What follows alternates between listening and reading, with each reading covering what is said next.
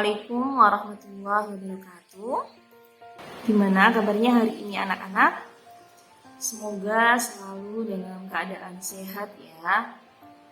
Video kali ini kita akan belajar tentang bersuci dari hadas kecil. Bersuci atau toharoh secara bahasa artinya suci. Suci dari kotoran. Sementara bersuci menurut istilah yaitu membersihkan diri dari hadas dengan wudu, mandi, atau tayamum, serta membersihkan diri dari najis yang melekat pada badan, pakaian, dan sebagainya dengan air atau penggantinya. Hadas kecil adalah keadaan seseorang tidak suci. Dapat dilakukan supaya menjadi suci, dia harus wudu. Jika tidak ada air, maka bisa dilakukan dengan tayamum. Pada kesempatan kali ini, kita akan mempelajari tentang wudu. Adapun tujuan pembelajarannya yaitu yang pertama, peserta didik dapat memahami tata cara bersuci sesuai dengan syariat Islam dengan benar. Yang kedua, peserta didik dapat mempraktikkan tata cara bersuci sesuai syariat Islam dengan benar. Wudu dilakukan ketika kita akan melaksanakan suatu ibadah, baik itu ibadah sholat, tadarus, atau ibadah yang lainnya. Hal-hal yang menyebabkan seseorang berhadas kecil diantaranya yang pertama, buang air besar dan buang air kecil. Yang kedua, hilang akal yang disebabkan mabuk, gila, atau sebab lain seperti tidur. Yang ketiga, persentuhan antar kulit laki-laki dengan perempuan yang bukan mahram tanpa ada batas yang menghalanginya. Yang keempat, menyentuh kemaluan dengan telapak tangan bagian dalam. Kalau misalkan kondisi kita sedang berhadas kecil, untuk mensucikan dirinya yaitu dengan cara wudu. Dalam wudu kita perlu memperhatikan rukun-rukun wudu agar wudu kita sempurna dan sah. Adapun rukun wudu itu ada 6. Yang pertama, membaca niat wudu.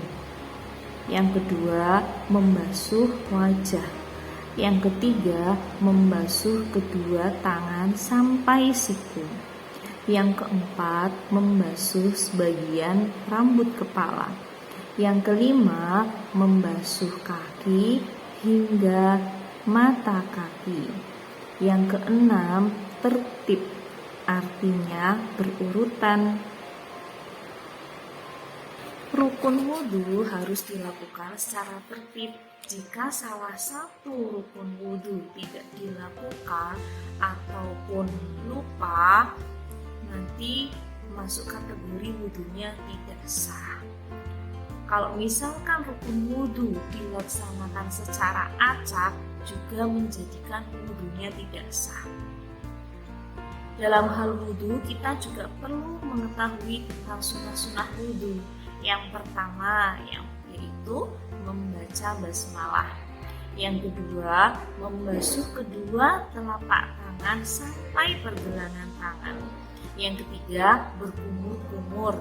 Yang keempat, menghirup air ke hidung dan mengeluarkannya lagi. Yang kelima, menggosok gigi atau berkumur-kumur.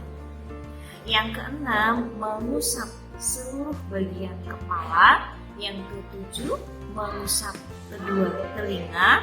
Yang kedelapan, membasuh sela-sela jari tangan dan kaki. Yang kesembilan yaitu mendahulukan anggota badan kanan baru kiri.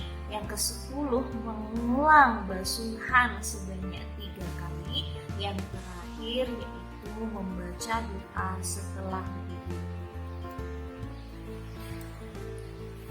Kalau misalkan kita dalam berwudu kemudian melupakan salah satu sunnah wudu, maka tidak menyebabkan tidak sahnya wudu, masih dalam kategori sah wudunya. Hanya saja untuk mendapatkan pahala, kalau misalkan kita menyertakan sunnah wudu di dalamnya, tentu akan lebih baik. Untuk memudahkan kita mengingat tata cara praktik wudunya, kita belajar wudu bareng-bareng ya. Ikuti yang Ibu contohkan. Tepuk wudu, baca bismillah sambil cuci tangan, kumur basuh muka, tangan sampai ke siku, kepala dan telinga, terakhir basuh kaki, lanjut doa. Tidaklah Allah memerintahkan sesuatu kecuali ada hikmah di balik perintahnya. Demikian pula tentang perintah berwudu. Di samping sebagai prasyarat sholat maupun ibadah yang lain, wudu juga memiliki keutamaan. Salah satunya yaitu kesalahan dari setiap anggota tubuh yang dibasuh akan berjatuhan. Kemudian bisa juga menghilangkan hadas kecil, mensucikan diri, menambah pahala kita tentunya. Mungkin itu saja untuk video kali ini. Kita akan lanjut video berikutnya tentang praktik wudu sesuai dengan syariat Islam. Semoga bermanfaat ya. Kurang lebihnya mohon maaf. Sekian, wabillahi taufiq wal hidayah. Wassalamualaikum warahmatullahi wabarakatuh.